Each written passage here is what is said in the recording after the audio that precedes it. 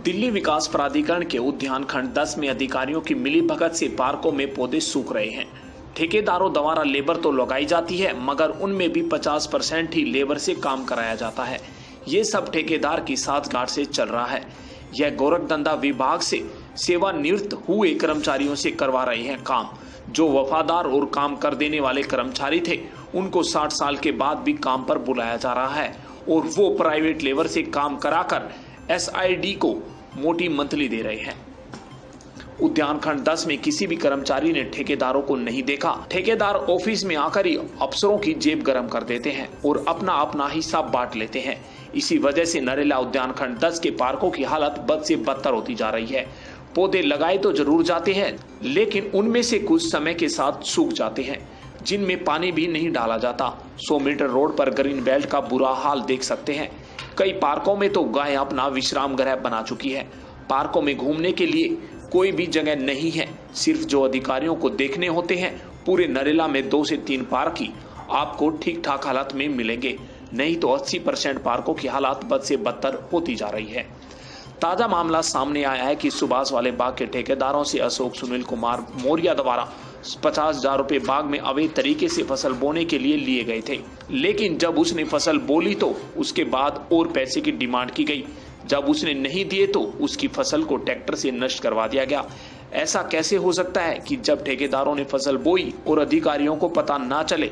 अपने लालच के कारण बाबू की दुर्दशा करने के बाद भी अधिकारी अपनी जेब गर्म करने में लगे हुए हैं। कुछ दिन पहले दिल्ली के उपराज्यपाल ने सभी बागों में ठेकेदारों को खाली करने के लिए आदेश दिए थे और उनके ठेके रद्द कर दिए गए थे, जिससे अब देखरेख विभाग के अधिकारियों की बनती है। लेकिन सुनील कुमार मौर्य अपनी जेब खर्च करने के लिए ठेकेदारों को अवैध तरीके से बाग में रखे हुए हैं। लेकिन पोल जब खुल गई, जब ठेकेदारों ने अधिकारियों पर आरोप लगाए और अपने पैसे वापसी मांगे। अब न तो ठेकेदार को पैसे वापसी दिए जा रहे और उससे कहा जा रहा है कि कुछ समय के बाद आपकी फसल को दोबारा से बोने के लिए समय दे देंगे। अब देखने वाली बात होगी कि ऐसे भ्रष्ट अधिकारियों और ठेकेदारों पर केंद्र सरकार अब क्या कार्रवाई करती है, या फिर ठेकेदारों और अधिकारियों की मनमानी ऐसे ही चलती रहे। नाम आपका?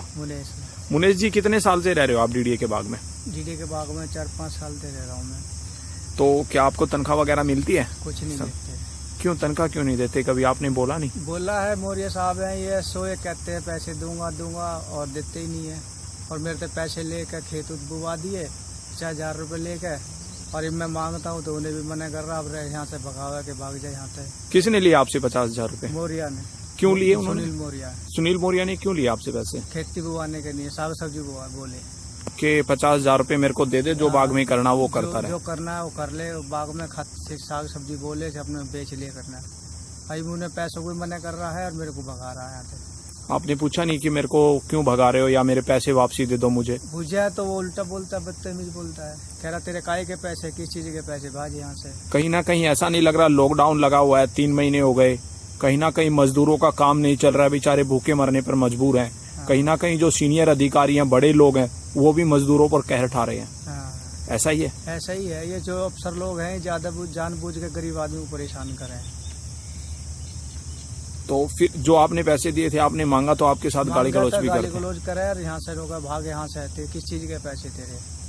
तो अब तक आपको तनख्वाह भी नहीं दी, जो आपने अपनी तरफ से दिए वो भी नहीं दिए। और खेती और जुतवा दी, साग सब्जी जो बो रखी थी और जुताई करवा दी, उसके भी पैसे नहीं जुताई के भी दिए।